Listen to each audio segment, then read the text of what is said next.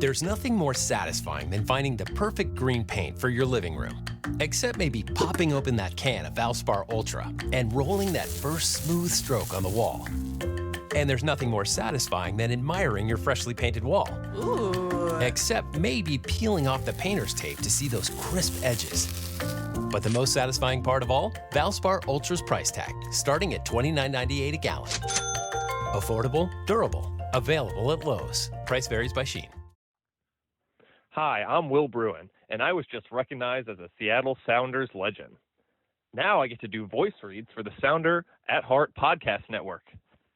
Here we go. Come on! Hey, O'Shan! Let's go! What a save by Fry!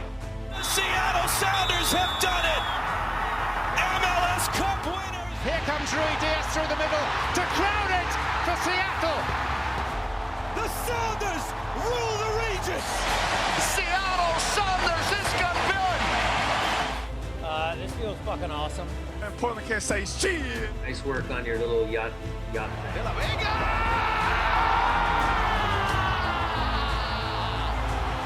Ooch of a gooch! All creatures great and small! Villa Vega!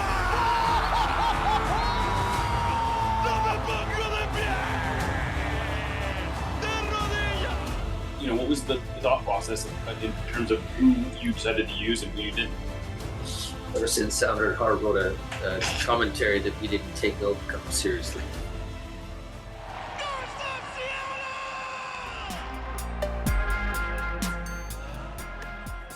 This episode of Nos Arietes is sponsored by Full Pull Wines, a Seattle-based wine retailer and proud sponsor of Nos Arietes since 2011. Full Pull was founded in 2009, is based in Seattle, and is owned and operated by longtime Sounders supporters. They offer the best boutique wines of the world to members of their mailing list, with special focus on their home, the Pacific Northwest.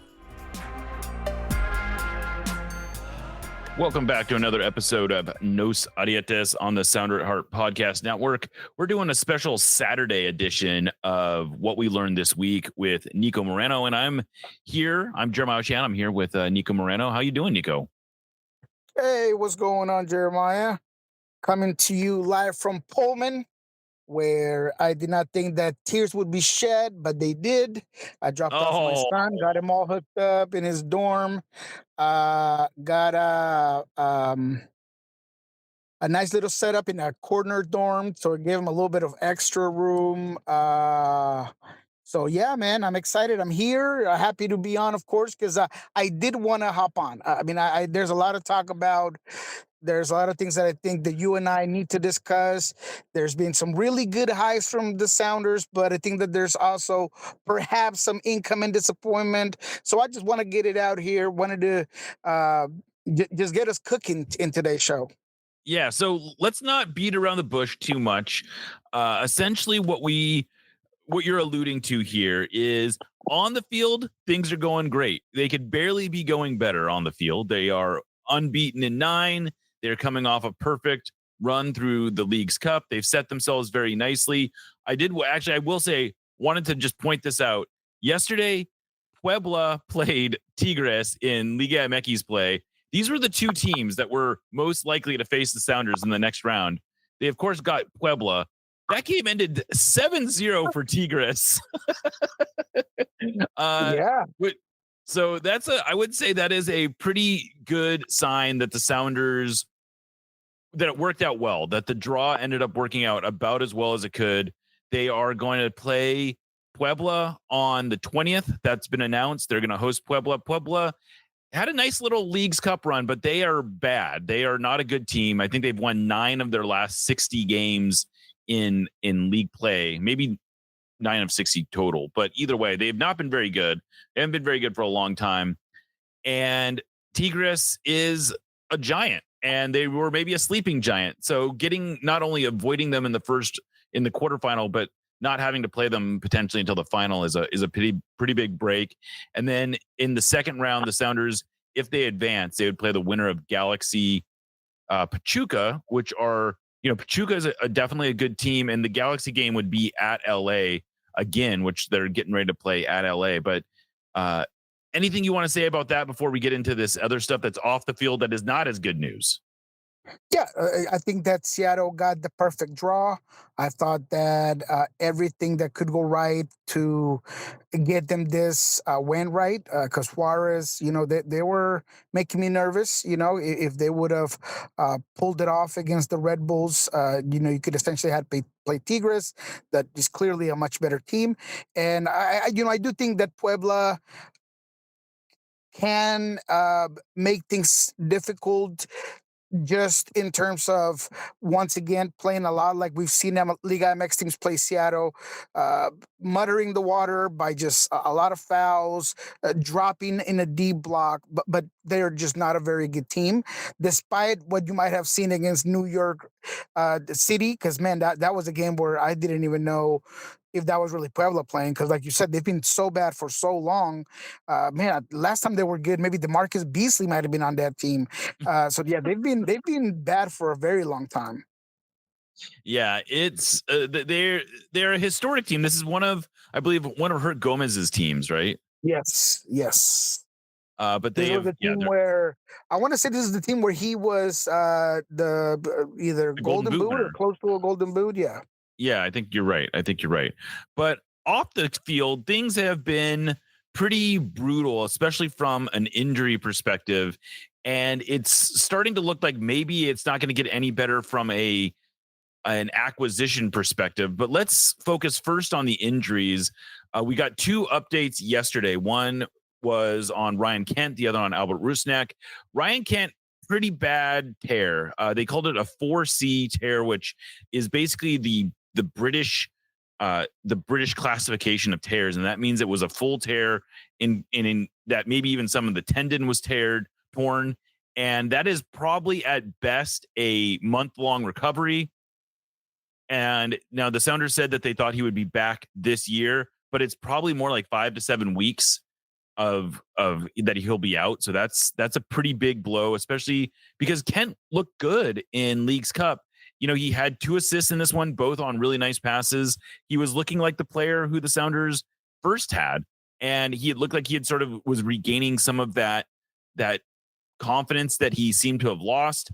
And unfortunately, this is the recurrence of an injury that has dogged him throughout his career. I saw that he had at least 3 instances since 2018 of missing 7 games or more with a hamstring injury specifically. So that's a tough blow. That is a tough blow for a player that was a contributor, that was starting to almost feel like he was starting to get a little bit of ground, even though his performances had not been brilliant. He had been effective, at least on the assist front, and he was staying in, right? I mean, this is a different style of soccer. As much as I've heard that Rangers and that league can be a physical league, it's a little bit different. I can tell you that for sure. So he was getting hammered, he was getting pushed around. Uh, Again, there was some things that I personally, just the way he starts games, I have a little bit of an issue with. Starts really slow, but he was starting to be, very interesting, especially when he started to adjust and do other things. So that's a tough one.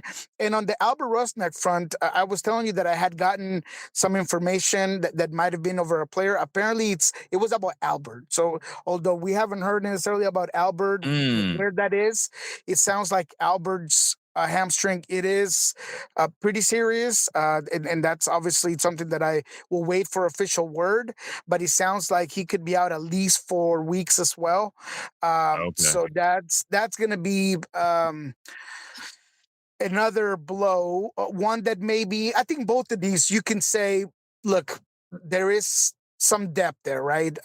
When it comes to the winger position, is your vastest group of players, the ones that you probably feel more comfortable. And as I mentioned, Ryan Kent hadn't necessarily been a starter, so you could deal with that one a little bit better. When it comes to Albert, and I've heard people talking about options, and maybe the Pedro, the Danny Leyva, and although I don't mind the Danny Leyva, I think Pedro, I want to see him on the left. I want to continue. And that's and that is also what Brian alluded to yesterday, because we asked him what he thinks he's going to do about that injury situation. And he made it sound like, look, we've moved Pedro around a lot. He seems to have really found his footing on the left. Let's just leave him out there. And it sounds like it's really between Jesus, Danny, and maybe even Snyder Brunell may get some time there just because they need to sort of rotate the lineup. But yeah, go ahead.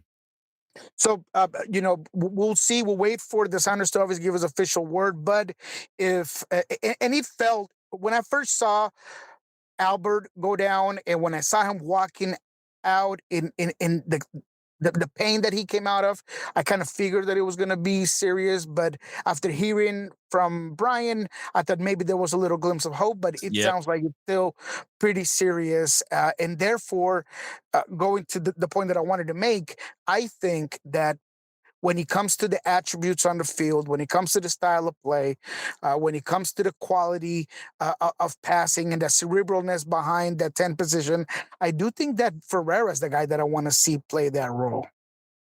That's what makes sense to me as well. I can see the argument when, I suppose, if they are at full strength and full rest, maybe you try Danny there because you can put Obed and Christian on the, like, underneath, and you can have presumably Paul or even Georgie on the right. But yeah, I mean, I think you're right. Ferreira makes sense at the 10. Like, that seems to be a role that suits him well. It seems to be one that he said that is, it seems like one that fits him naturally. I know he started to play well on the right, but the thing I like about him right now, and this is sort of what we talked about on Nos Audietes this week, was there's so much confidence inside the team right now. And you can see that, like, Ferreira, I think, might be the best example of that, where he's not necessarily slamming in goals right and left, although he did score. He hit the net, back of the net 3 times during League's Cup, even if only one of them counted. It's just that he's taking a lot more shots. He looks more confident. He was dealing really good corners, one of which led to a goal. He just looks like a much more confident player. So I love the idea of putting him in a position where he's just going to get more touches. Absolutely. And you can see it, at least in the way he moves on the field, the spaces that he looks for in transition, some of the quick link-up play that he provides, and something that he doesn't do a lot right now, but that he can do very well, are some of those long strides, those switches of the field that we see Albert do. I feel like that's something that he does have in his bag of tools, and that's why I want to see it. And now, this is nothing against Danny. I think I want to see more minutes for Danny. And, for all I know, that Santos Laguna game, he could have been the best player on the field that day. And he had a hell of a shift. And, I'm so high on his ability to affect the game from set pieces. And, I've always said for a very long time that he could very easily be one of the best passers in the team. But there's a certain chemistry and link up that I see anytime that Ferreira's on the field, that, yes, could you do both players? Presumably, but I don't know about you, Jeremiah, but I really like the Rothrock on the right with Pedro on the left. And I know that a lot of people, for some reason, and I don't know why, I'm trying to understand why people have a lot of hate for Paul Rothrock. But if you don't understand why he gets on the field, and if you don't understand why Brian can use him, and he's so effective in a lot of the things he does. He's not a perfect player. He makes mistakes. There's a lot of times where, decisions, get the best of him. But when it comes to the motor, when it comes to creating havoc, he's important for the system. So that's why I would like to see him there. And that gives Ferreira the opportunity to be at the 10 position. Yeah, and I think that it's funny. There's sort of this perception that Rothrock's been a lot better on the left. And honestly, the numbers don't really bear that out. He's been a good player on the right. He was pretty productive last season for the Sounders on the right as well. So I'm not really worried about him. If the solution to this situation is just moving players around who you want to be on the field anyway, that's a I can live with that. I think that's making the best of a suboptimal situation. And I think one of the things we have to keep in mind is that if Albert is going to be out for as long as a month, they need to have a solution that they can potentially be comfortable with for the long haul. It can't just be a sort of Band-Aid solution. It has to be something that they're comfortable with, because there's no reason the Sounders have to lower their expectations right now. They are playing so well. They should look at this as, hey, look, we're 2 wins away from qualifying for CONCACAF Champions Cup. We're 3 wins away from winning another trophy. And we're right there in terms of the race for the Western Conference. Let's go for this. So I think there's a lot left to play for. It's frustrating that these injuries keep popping up, and it's very frustrating that they can't seem to just get all their best players on the field at the right time. But there's also this possibility that all of a sudden, when we get to the end of the season, they're going to have this flood of talent and you're going to have a lot of confident players potentially vying for minutes. So those are potentially good problems, assuming they can navigate their path to getting there. But one of the concerning things beyond the injuries is that all that you and I are hearing is that there might not be any real reinforcements coming in from outside the team. Now, part of that is there are real restrictions. They've got about $1 million of cap space, which is not nothing, but it isn't really enough to go out and sign like a TAM player. But it is enough to go out and sign a U22 if they wanted to. But the budget to sign a U22 may not be enough to get them someone who is a real upgrade over what they have. Yes, and that is exactly what I'm hearing. There had been a true desire, and I want to make this very clear. The team, if you look at what we've reported, what we've talked about here, and what we learned this week, and what you write, there has been attempts to sign several players. 3 at the very least that we know of. I know that there's at least 5 that there have been U22 players that they've tried to sign and they've been unable to. The most reported one, clearly, the Noah, Ohio. But after that one, I felt like what I'm hearing is that, look, we're already down the list of what we wanted pretty deep. So now we're really just going for players that are either maybe some players in South America specifically that they can still fit the profile that we want. But the reason why we had not approached them is because they were at a higher price tag. So now we're coming in with what we have as a budget. And there isn't really a lot of confidence that those things get done.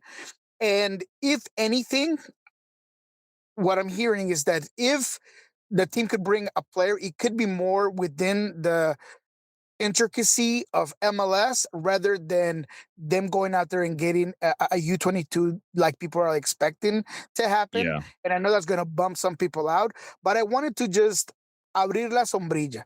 That's a term we use in Spanish in South America a lot of times. You open the umbrella. You start to set up the ground whenever you feel like we use this term whenever a coach starts making excuses before a game where he knows that he might lose that game, so he might use these. Now I'm trying to just set the ground just in case the people that obviously want a big signing in this transfer window, they may not get it. So I want to just start to set the ground so maybe that fall isn't as hard as it could be. Yeah, and to clarify a little bit, to add a little bit more to what I think you're saying is that they're pursuing sort of 2 separate paths. One is that could both potentially, but are unlikely to both lead to a signing. Well, on one path is a U22 number 9, who we have talked about a lot, Noah, Ohio being the prime example of this. But this is that's one path. And then the secondary path is a player within MLS, but we're not talking about a U22. We're probably not even talking about a number 9. We're talking about a player who can bolster the roster elsewhere. And logic tells me that's probably a central midfielder, more of a defensive midfielder. I don't have like strong confirmation of that, but does that feel we're understanding here, right? That's sort of what we're talking about here is like there's 2 potential signings, 2 types of potential signings that they could make. one of them is a high upside number 9. The other one is a raising the floor type of player from within MLS. That is exactly what I was trying to portray, and but you clarified it perfectly. I would even say that there was a point in time where, if the right offer obviously came for Nuhu, they'd be willing to take it, and Yeah. then maybe that MLS player could help that depth on that side of the field. But that's not even in the cards right now. Right now, with the injuries and how things are kind of coming about, the team is just trying to kind of lock it in. And to their credit, I mean, the team, the group has stepped up. They have looked great over the last 7 games Right. after Club World Cup. They've been winning. They've been undefeated. Just the overall offense looks excellent. Nuhu has had his issues, but when he uh, gets it right, he looks good. Reed looked good in the last game. So there has to be a little bit of reasoning behind. They're not just saying, hey, you know what, forget it, we're just going to just close shop and let this thing right out. There is a little bit of reasoning behind why they're being careful of not going out there and bringing in somebody that they don't need right now, when perhaps they can next year evaluate what happens with this roster, because there's a lot of decisions that are going to be made in December, and then you could maybe make better decisions to bring in a U22. Right. And I think one of the other things that is complicating this situation, and let's be real, Osaze de Rosario's play does create a complicating factor in the Sounders' pursuit of a number 9, because here's a 24-year-old player who he has really only been exposed to high-level training for the last 2 years. Before he had come to Potomac Defiance, he had been playing in the Canadian Premier League at York United, which is, I don't want to diminish what they're doing in Canada, but I don't think it's not like first team level training in MLS. It's just not the same. And then before that, he was playing in Ukraine at a club where, he was in the middle of like a war-torn country essentially. So I don't think he was getting necessarily the best training there. So this is a player who's sort of going to have his developmental curve is a little off because of the kind of training that he's been exposed to. And right now he's looking great. Like, if the Sounders had signed a U22 player who came in and scored 3 goals in 4 games, which is exactly what Osaze has done against the quality of competition that he's done it against, we would be over the moon about the potential of this player. And the thing that I love about Osaze de Rosario is that the way he's scoring feels very sustainable, because he's not scoring these out of the world goals. He's consistently getting himself into very dangerous areas. I think he has some real skills.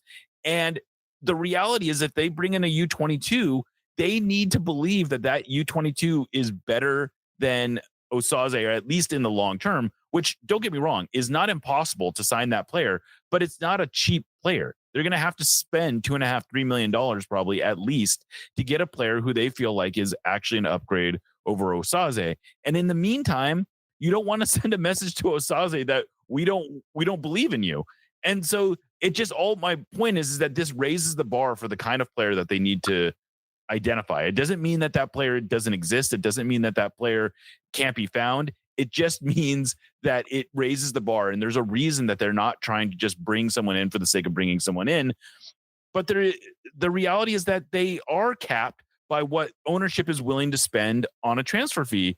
And until that cap is raised, that's really to me, that's the biggest problem, is that they're trying to find players that have a higher upside than the team who's willing to sell them thinks they have. Essentially, it's kind of a tricky, it's a tricky thing they're trying to do.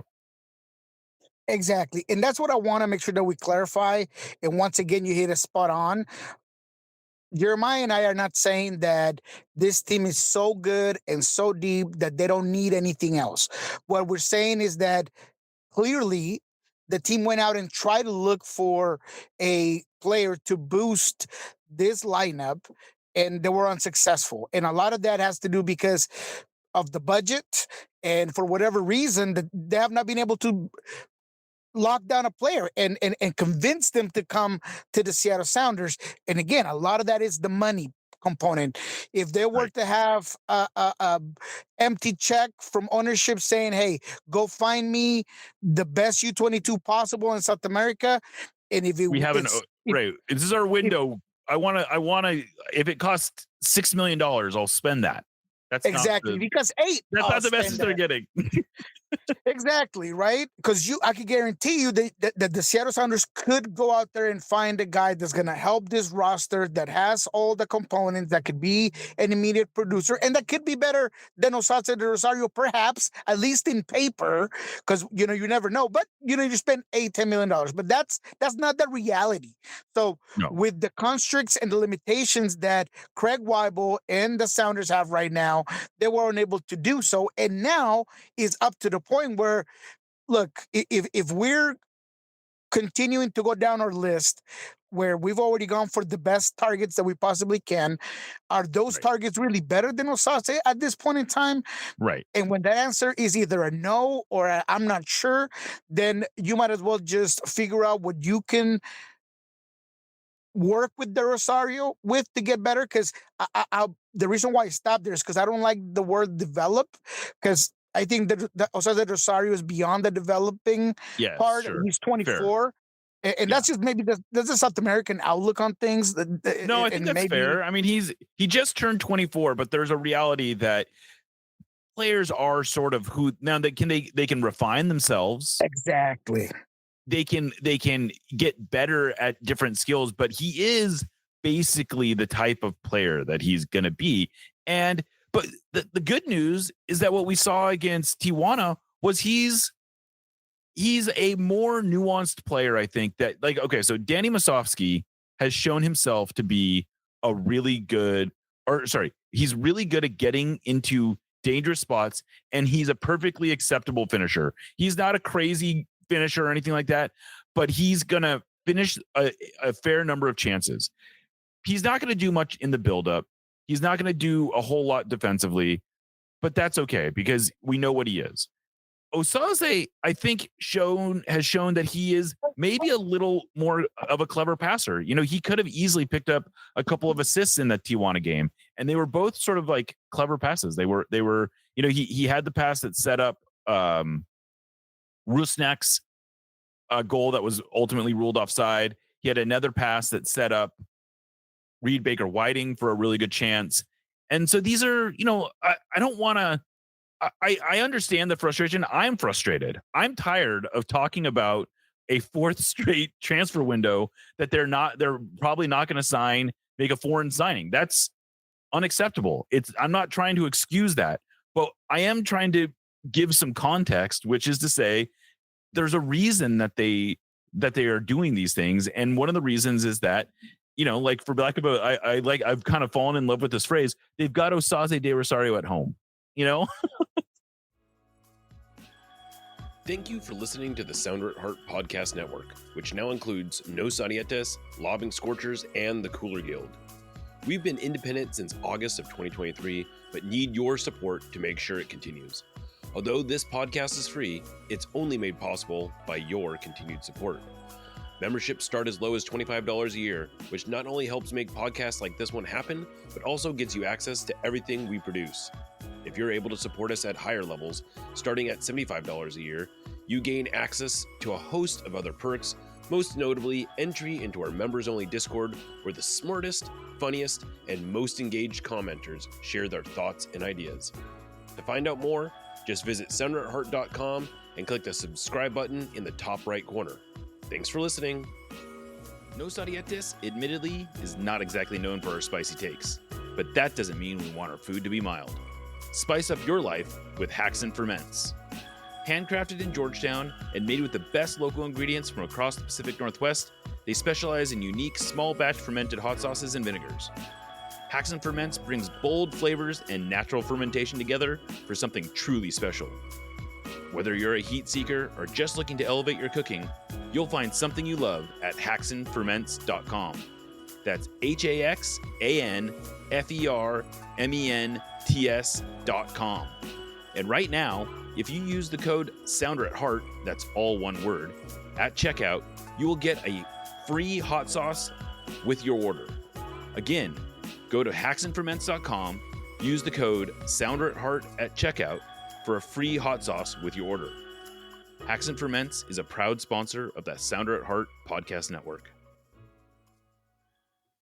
Yeah, and I think you're spot on because look, I understand that this is not ideal. This is not even what a franchise with a fan base and a history like the Sounders have should be subjected to.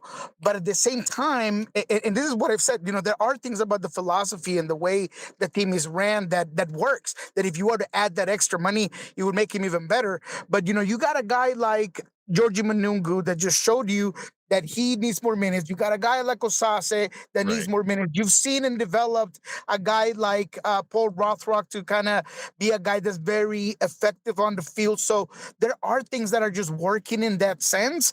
And that's what this team has right now that's good enough to, in my opinion, get them to the final of Leagues Cup.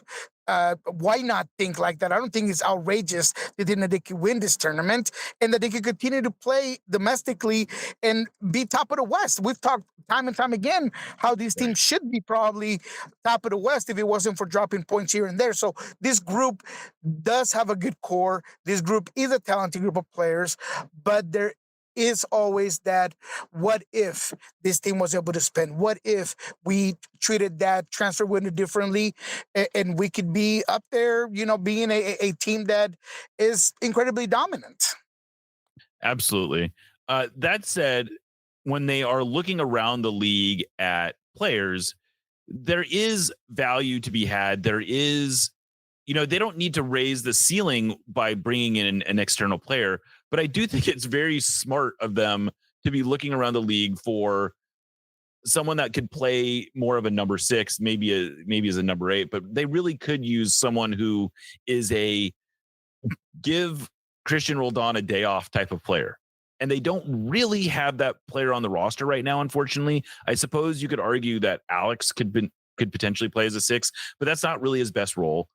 Danny Leyva sort of filled that role against Santos Laguna. He didn't really play as a 6. I think really what that was Obed Vargas dropping farther back. But they could really use some more veteran help here because it does not look like it's like another frustrating thing. So when the João Paulo news came out that it's like, oh my gosh, he didn't actually tear his ACL, Brian Schmetzer said, oh, it might actually be 6 weeks from the injury that he'd be back, which is like now. Like that was when if that was timeline were to have played out, we'd be talking about João Paulo coming back right now. But actually what we asked him about it yesterday, and he said that João Paulo is doing zero gravity training, which is to say he's not putting any weight on his knee yet, which also tells me that he is at best, he's probably at least a month away from coming back. Very easily. And you got to get him back into training. The same thing that you got to do with Jordan Morris. And then you got to get him game fit, game ready. I mean, there's just so many components that we're thinking that if JP was to be back and we all want him back, he probably wouldn't be getting on the field for at least mid-September, maybe, or early September. Yeah, I mean, to me, that's like best case scenario probably is he's back in mid-September. Like to me, like that, if he is back by mid-September, if he's actually playing games by mid-September, I'd take that at this point. Which, that's obviously better than him being out for the year, which is what we thought at one point. So maybe we don't look a gift horse in the mouth. But man, if the Sounders can go out within MLS and sign and I'm not even looking for someone who raises the ceiling. I just need someone who I believe can play the number 6, like hold it down for a game or two. Yeah, I was trying to think like top of my head, and there isn't anybody that's like on the cheap. My mind went directly to Debbie Flores, but you're not gonna get that guy for just nickels and dimes. But yeah, I think that you go out there, get yourself a veteran six, somebody that could just come and hold it down for a bit. That maybe is a little bit rangier than even JP. And yeah, I think that would be a positive that would make the team better in terms of depth. Even if you don't go out there and get that U22 that everybody wants, and that's it feels like that's even a more possible situation than the U22 at this point. And I hate to say it, but I'd be more inclined to believe in that Seattle can boost their current roster elsewhere than going out there and gambling or putting that investment into a U22 at this point in time. Yeah, so the one of the players who I've been looking at as someone who I thought might be able to help out some is Fabian Herbers, who is not, again, this is not an exciting signing, but he's the kind of player who I would imagine the Sounders can probably pick up relatively cheaply. He is a central midfielder who currently is with CF Montreal. He's previously played for the Chicago Fire. He's not that far removed from being a pretty good player, but he's sort of like on the outs right now with CF Montreal. I would imagine CF Montreal has a fair number of players who are possibly available. Now, if you're going to let me choose, I would love to get someone who maybe has a little bit longer of a shelf life than is just sort of a rental. But at this point, I would accept a rental because I just don't think that I mean, I just think that they could really use someone to come in and help sort of like help the foundation a little bit, because as much as I am excited by the way that they're playing, it feels a little bit like a Jenga tower where you pull out a piece and it's like, oh, hey, who knew? It was fine. We could pull that piece out. That's not a big deal. But you keep pulling pieces out, and that seems to be what the Sounders are doing right now. Is they keep pulling pieces out. They keep pulling pieces out. Some of them we thought were structural. Maybe they are. Maybe they aren't. But at some point, that Jenga tower is going to come falling over, and you would like to have a piece that you could replace it with, I guess, to stretch the analogy. Yeah, no, and I was thinking a guy like Will Trapp, but is he a I don't know if upgrade? I don't know if he's available. I think that's one of the other problems.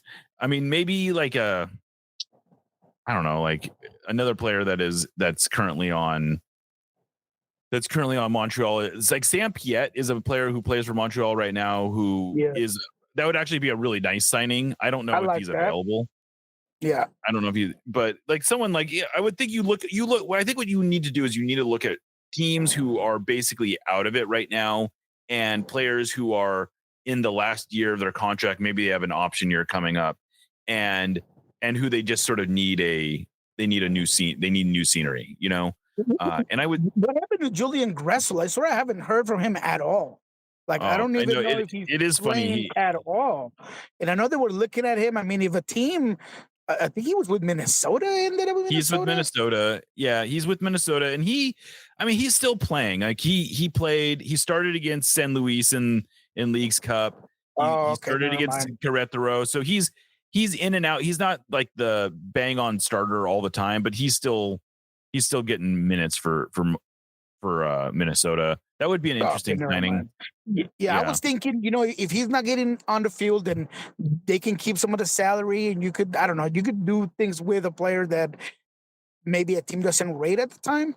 So maybe that's where I was going with it, but never mind. But all in all, I think to conclude the subject, it is that the reality right now is that it's almost a 70-30 that the Sounders do not necessarily make that big U22 move.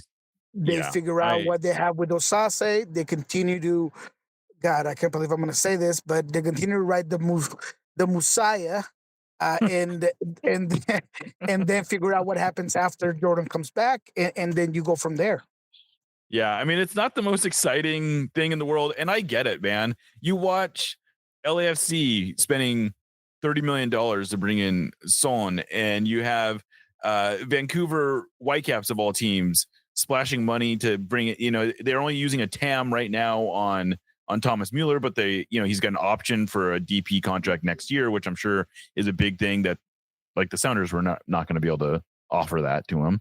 They didn't, not to speak that they didn't really have a DP, they didn't have a TAM level opening either to bring him in.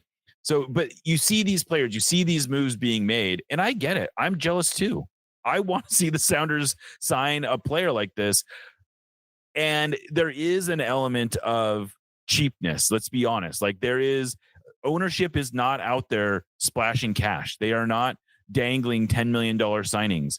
And maybe that's smart. You know, I'm sure you can come up to, there's no shortage of ways to show evidence that spending money is not itself a, you know, by itself, spending money is not the way to build a winning roster in MLS. That's just not the way it is. But you also can't convince me that spending smart money is not a better strategy than spending no money. And the Sounders, unfortunately, have been in the spending no money category. And yes, they are outperforming a lot of teams who are spending more. Like, there was I just shared a graphic today that showed how Danny Musovski compares to Luis Suarez, Emmanuel Latte Loth, and Kevin Danke, all pretty, all very expensive players. And Danny Musovski is punching like sitting there right there on a per 90 basis. He is outperforming a bunch of those players. He is, like, if you just delete the names, I'm not sure you could really tell me who's who out of that group. And that's true. That's true. But you also can't tell me that if they weren't willing to, being a little bit more willing to spend money, that they couldn't be even better. And that's what's kind of frustrating. No, 100%. And we could do the same exercise with Jesus Ferreira, with Albert Rusnak. And I'm sure that you and I can come up with several players that came in at a X amount of money, but because they come from another league and he comes in a different way, then he just has a different outlook into what they can essentially do. Or you just judge that minimum effectiveness or productivity differently. Exactly. Well, before we get out of here, we should talk about the LA Galaxy. That is a game that's happening tomorrow. This is a very different LA Galaxy than the one who started the season with an unbelievable 16-game winless run in league play. Like, impossible to fathom, really. They go 16. The defending MLS Cup winner could go 16 games without a win. They only had 4 points after 16 games. They basically played half of a season without winning a game. Remarkable stuff. But since then, they haven't exactly been burning down the house, but they have been a pretty effective team. They're something like 3, I think they're 5, 2, and 4 across all competitions, and that includes a two wins and 1 tie in Leagues Cup. So this is not a disaster of a team that it was a couple months ago. They don't quite look like themselves, but if they had been playing like this all season, they would be a solid playoff team. What do you make of the Galaxy? The Galaxy is a team that has found some continuity and some flair on the offensive end. And they did that with Nacimiento. I think that he is a player that has given him a reference guy up top.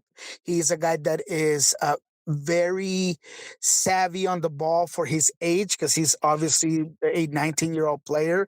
He is a guy that has slowly, and this is something that happens to every young South American player that I can think of, is starting to adapt to the league, starting to adapt to the range of games, and starting to adapt to a lot of the physicality. And when I watch him, even in Leagues Cup, you can tell that he is building a better rapport with Painzel, who is another guy that has stepped up his game comparably to the start of the season. And a guy like Gabriel Peck, that you started to think that he was going to be a second-year bust guy after being unbelievable the first time around. And he had been arguably one of the best players in MLS. He had a really hard time just getting to the net and putting the ball in the back of it. I mean, that was Gabriel spec issue for the majority of this year, I would like to say.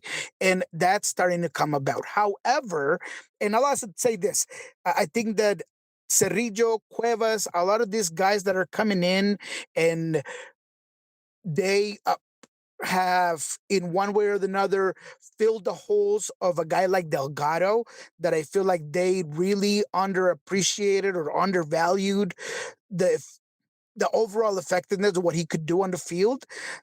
That's made them a little bit better or a lot better offensively.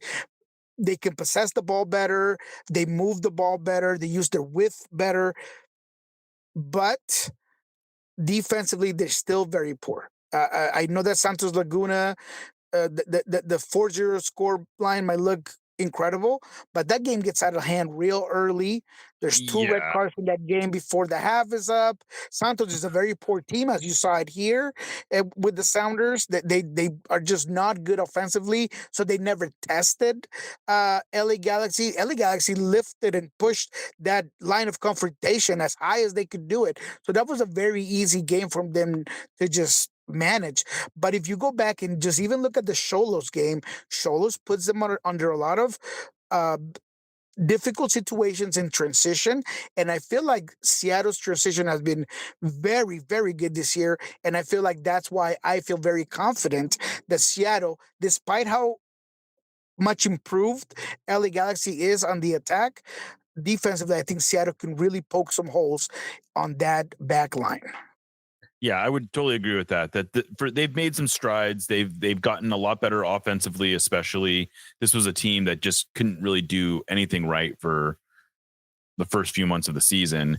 But Marco Royce has come in and actually been pretty productive, especially on a permanent basis. I don't know that they can really complain about Marco Royce at this point. He's really the least of their problems. The degree that the fall off has really been the production of Joseph Paintsel and Gabriel Peck, without having Puig serving them up to him. But like you noted, Nascimento has been on fire really lately. I think he's got 6 goals and 3 assists or something like that in his last 10 games. So he has been a revelation for them. And I will note that Nascimento was a player that the Sounders apparently had on their discovery list. For whatever reason, he was considered out of he was considered out of their price range. And that's why he ended up going to Galaxy, and who knows, maybe it's possible that he wouldn't have come here anyway. But that's kind of a frustrating thing. But at the same time, he's 21.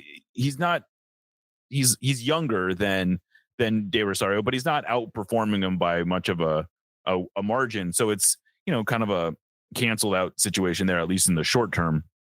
But yeah, I think that the Galaxy are absolutely exploitable on defense. Like you noted, the Xolos game was, even though it was 5-2, it was a much more wide open game than the scoreline would have suggested. No, 100%. And I feel like a guy like Julian Aude, who's also a guy that I like a lot, he is a more gifted player with the ball at his feet and offensively that he's on defense. I think that their build out out of the back is average at best. And if Seattle can continue to be that Seattle that presses as well as they have, I think that they match up very well. I have this game confidently as Seattle winning at least by 2 goals in one way or another, either at 3-1 or at 2-0. I feel like Seattle is that much better on the overall scheme of things. And the LA Galaxy, they're a team that plays very open. They're not going to be a team that's going to put Seattle in this, constraints on the field and overpopulate certain areas of the field. And that plays to Seattle's advantage. And that's where I've seen Seattle play its best soccer. So to me, I think they match up very well. And I also think that Brian Smetzer, being Brian Smetzer, he knows and sees that, after that 7-0 win and a couple of struggles you saw, I didn't like the question.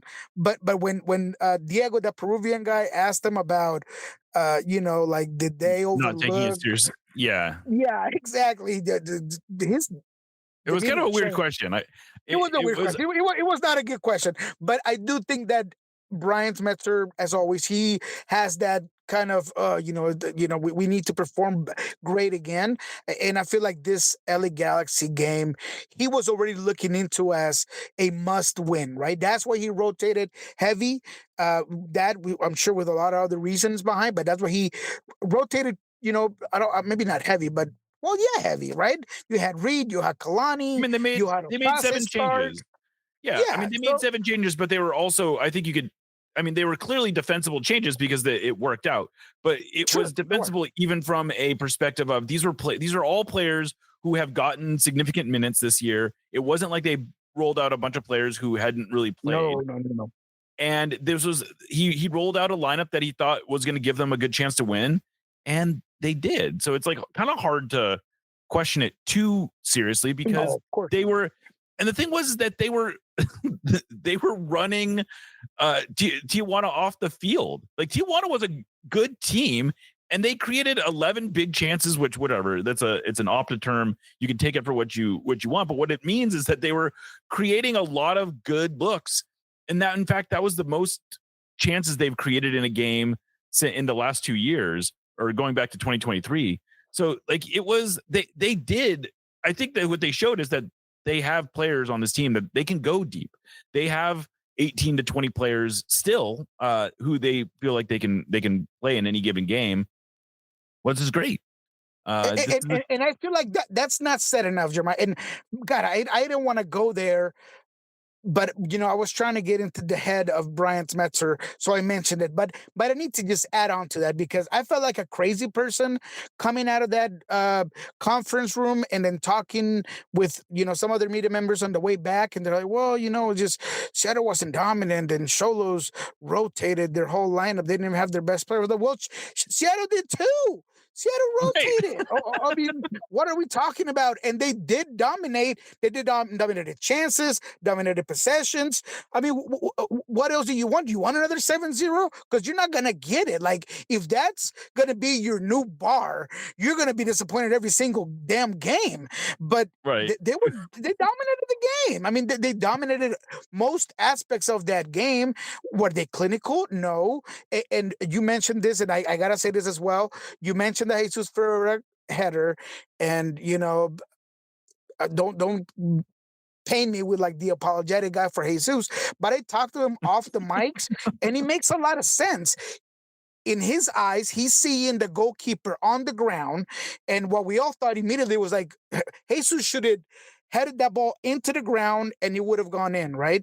But he sees the goalkeeper because he already dove down and he's in that area, so he tries to lift it to just put it above his reach, and that's why he hits the post. So there was a lot of chances. There's a missed PK. I mean, what else did you want from the Sounders? I understand you wanted to put the ball in the back of the net. I get it, but to not say that they didn't dominate just seems bunkers to me. They didn't finish their chances, but they dominated. Right, exactly. That's exactly right. And I said this earlier, but I'll say it again. The thing that I've really liked about Ferreira is that he looks you just look at the number of good looks that he's getting now, and you compare that to the start of the season. He is constantly in dangerous spots. He looks so much more confident, and sure, he's not finishing every chance that he gets, but I thought it was very telling in the Cruz Azul game that he got 2 really nice finishes waved off for offside, in which he was not even the player who was offside. That is actually one of the funny things that's been happening, is that a lot of these goals that the Sounders are scoring. By the way, the Sounders scored 5 offside goals in this tournament. I don't know if they scored 5 offside goals all last year, which I think speaks to their aggressiveness, and it just speaks. And the thing is, a lot of the players who are offsides are not, I think on 4 of the offside plays, it wasn't the guy who scored who was offside. It was part of the buildup. And, I don't know. I just think it says a lot about where this team's head is right now, that they are, they're scoring as much as they're scoring, but they are not even putting away all their chances. Like they're leaving goals on the table while still scoring at an outrageous clip. They're scoring at more than 3 goals a game for the last 7 games. I mean, that's That's the most they've ever scored. I mean, and this is a team that's been very good at times offensively, and the where they're playing right now is better than they've ever played, and it's against, by the way, pretty decent Liga MX opponents as well. So there's a lot to like, even though we are both frustrated at what is going on in terms of the transfer window. But let's not make it sound like it's all going to shit either. No, not at all. And you're going to continue to see this team gets better. Yemer Gomez Andrade was best 11 out of the first round of League's Cup. I think that he's a guy that now is starting to get to that 90 percentile of his physicalness after dealing with some stuff. I think that Jackson Reagans also played very well. I just feel like this team, in the best day and with all their pieces on the field, they can do a lot of great things. So against the LA Galaxy, going back to the point, I feel like they're the much better team. And I am confident. I am very confident that they're going to go to LA and that they're going to put the work on them. I really do. I think they're going to hit it with a 2-piece at the very least. And that's my expectation. And you guys, audience of Nos Arietes and the Sounder Are Hard podcast network should know that I don't just say things just to say them, because I hold this team at a high level. I'm highly critical, but right now, I feel pretty good about where this team is trending. Yeah, me too. I am too, and which is funny to say, even though they are even though they are struggling to stay healthy. It's like I still like this team. I went on the whole thing about it earlier this week, so I don't need to do that again. But anyway, thank you for doing this sort of I don't want to call it an emergency podcast, because it wasn't an emergency. It was just that we wanted to record. So I appreciate you taking the time out, Niko. I hope you are enjoying Eastern Washington. I hope that you have feel secure in the situation that you are leaving your son. I know it's a big deal to be sending someone off to college, but especially for you guys, which I think is great. So I just want to say congratulations on getting one of the birdies out of the nest. I appreciate it, man. It definitely is tough. He's like my little partner in crime. I had him when I was 18. We've been playing fantasy football since he was 9 years old. This is going to be the first time we're not going to be watching the games together, lining up together. So, it's definitely a big moment there. So I appreciate it, man. It's, Wazoo's awesome, and I think he's going to do great things up here. So, yeah, man, thank you. Really appreciate it. Well, on that note, I'll just remind everyone that August is a really important month for the Sounder at Heart fundraising subscription service kind of thing. Something like 30% of our annual budget comes from this month alone, just because this is the month that we went independent. So there's just it's sort of front loaded with subscriptions. So I'll just want to remind everyone to make sure that your payment information is up to date, assuming you want to keep this. I will also urge you that if you really like what you're reading and hearing here, that you can upgrade your membership at any time. And if you are listening to us for free, consider becoming a paid subscriber. It's the paid subscribers that make this whole thing work. It allows me to pay Niko for coming on this show, to pay all our writers for doing the wonderful reporting that they do. So I just wanted to say thank you also to people who have gotten us to this point, because we've been doing this now for 2 years independently. It's exceeded my wildest expectations, and I really hope that we can continue growing and making this even better. So thank you, Niko, also for being part of it. I think this is one of the biggest things that we've done, is brought you onto into the Sounder at Heart family. So I wanted to say thank you to that too.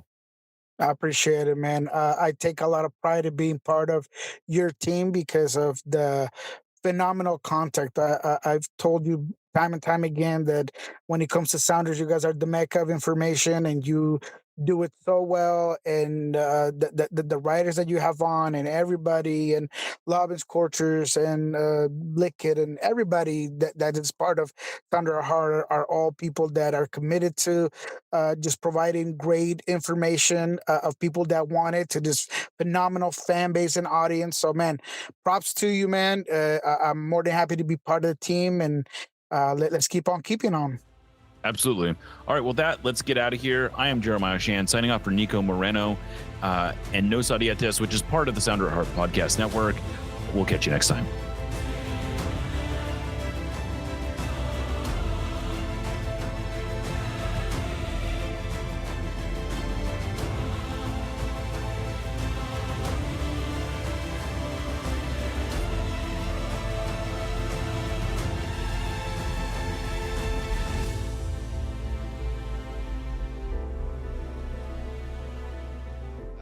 I expect a LAFC who's motivated to prove themselves at home, to prove to their fans that they're capable of winning in this league.